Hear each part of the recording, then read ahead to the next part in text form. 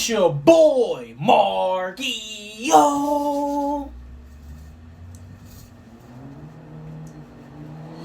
And we back at it again with another reaction, man. Yes, sir. Today we got Michael Jordan, legendary, iconic hand switch. You know, when he was in the air against the Lakers, against Magic Johnson and them. You know, Johnny always break down things, so we gonna get straight into this video. But make sure, before we start this video, man, make sure y'all like, comment, subscribe. Please subscribe. Your boy's on the road to 16K subs. I think 15K or 16, one of them two. But we've been grinding every single day, man. So hopefully I just continue to keep posting. I'm consistent every single day. You know what I'm saying? I enjoy react to a lot of things, and y'all just let me know in the comments what should I react to. I'm ordering a Michael Jordan jersey.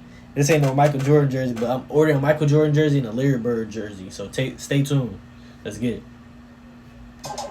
Gotta get that Larry Bird and Michael Jordan jersey. Gotta get it. I'm trying to decide should I go green or white jersey for Larry Bird. I don't know. Which one more iconic? Should I just go both? How's it going, guys? Today I'm starting off a new series that I've wanted to tackle for a while now. These are some examples of some of the most iconic images of NBA history. Us NBA fans have seen these images so many times that they've essentially been branded onto our brains. These are the moments and images that define the NBA's rich history and define the legacies of some of the greatest players to ever live. Right. With all of this being said, these pictures tell a story that often go deeper than many of us realize. They're more than just cool images. They're encapsulated moments that were the climax of a sequence of events. They're the moments that were immortalized because of the vast and legendary stories they tell. Today, I'm telling a story about an iconic image from the greatest player of all time. The year is 1991. Magic Johnson and the Los Angeles Lakers are making their trip to the NBA Finals once again, where they'll be meeting Michael Jordan's Chicago Bulls.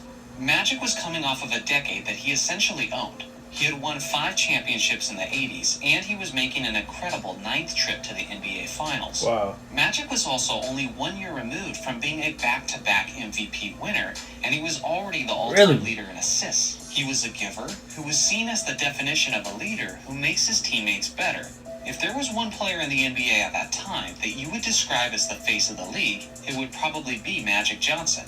Now, Michael Jordan was in a much different position. In our modern day of the year 2020, we see MJ as the greatest player of all time, and we know him as a 6-time NBA champion and a perennial winner who did whatever it took to reach the mountaintop. That's our perception of MJ today, but halfway through the 1991 season, the perception of him was quite different. Michael was in his 7th season in the league. He had already won 2 MVP awards, crazy stuff. won 5 straight scoring titles, and had set numerous NBA records, but he was still yet to win his first NBA championship. He was still arguably the league's best player, but due to his team's failure to win it all, several common narratives and stigmas began to tie themselves to Jordan. One of the narratives was that great scorers don't win championships, team players do. At that time in NBA history, a leading scorer and a player leading his team to a championship wasn't something that often went hand in hand. Right. In the 60s, Wilt Chamberlain did all the scoring, but Bill Russell won the championships. In the 80s, Jordan was setting scoring records, while facilitators like Magic and Bird were acquiring all the rings. One analyst leading up to the NBA Finals even went as far as saying Jordan was just a great individual player in a team sport. The 2 best players in the league, with 2 very different narratives concerning their playoff careers. For all basketball fans who were alive at the time, they'll remember that this was one of the most hyped NBA matchups the league had ever seen. This is the NBA on NBC. The 1991 NBA Finals.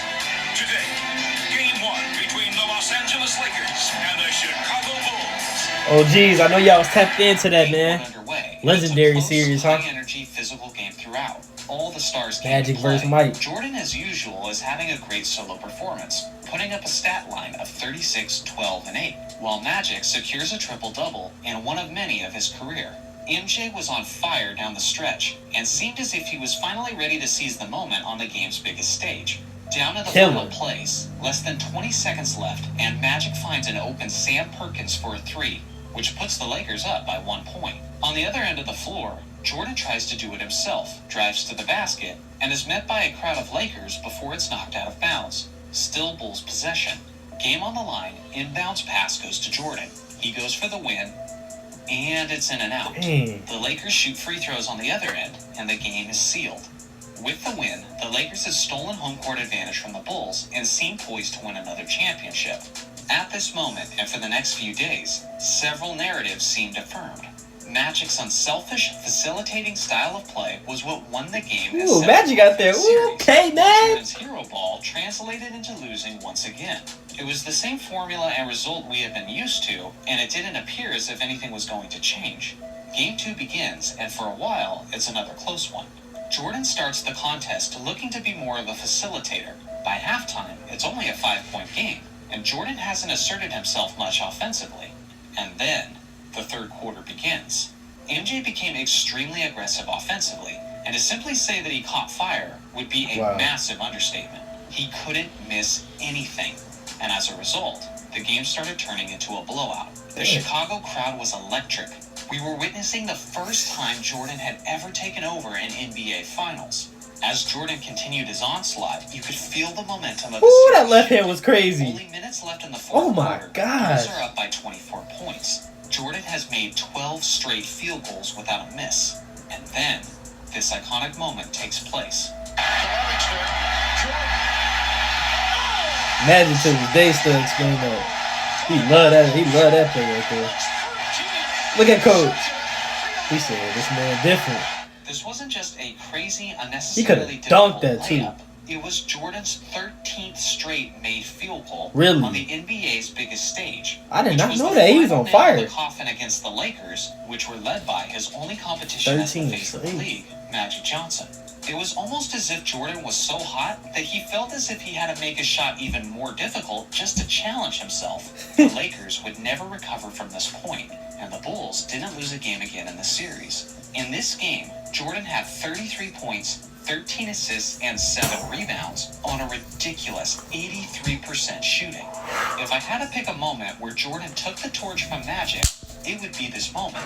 In this game, Jordan proved that you can win on a championship level as primarily a scorer. That you don't have to be a big man or a pass-first player in order to win championships. This was the series where Jordan went from simply being the best player in the game to the face of basketball. And if there was a moment or a single That's a image good picture that would right there. symbolize that Frame that right transition, there. it would be this one. Let me know in the comments section which iconic image you would like me to tell the story of for future videos in this Johnny, series. he'll never Thanks disappoint. for watching as always. Appreciate Make you, sure to Johnny. like and subscribe for more NBA content. Woo! Let's talk about it, man. Let's talk about it.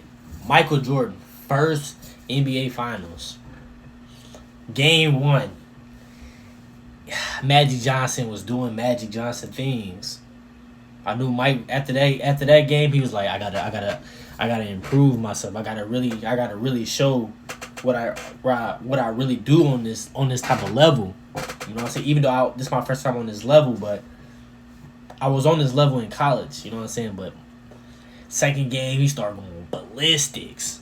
You know what I'm saying? Like, and then they said after that they won every game. So they beat y'all correct me. They beat the Lakers 4-1 in the NBA Finals? Or I'm tripping. Y'all let me know in the comments, man. But Mike, bro, oh my gosh, bro. I just can't stand when people used to always say Mike couldn't go left. Y'all see how he went up in the air? It's like he can fly. Like, his hand is so big. Like, left hand layups look like his right hand layups. Like, he just grabbed the ball and... But hopefully y'all seen that, bro. Mike just so different, and then his shots be so difficult, but he makes every... Nah, I'm not saying that he gonna make every jump shot, but like it's like he makes every jump shot. You know what I'm saying? But Mike had so many iconic moments. Y'all let me know in the comments, man. Y'all let me know what was y'all favorite moment of Michael Jordan when y'all just seen it was like, oh my gosh. Like, y'all have to get it. Y'all jumped out y'all seats talking about, ooh, that's a bad boy. Y'all let me know in the comments, man. You know what I'm saying? Because he had so many.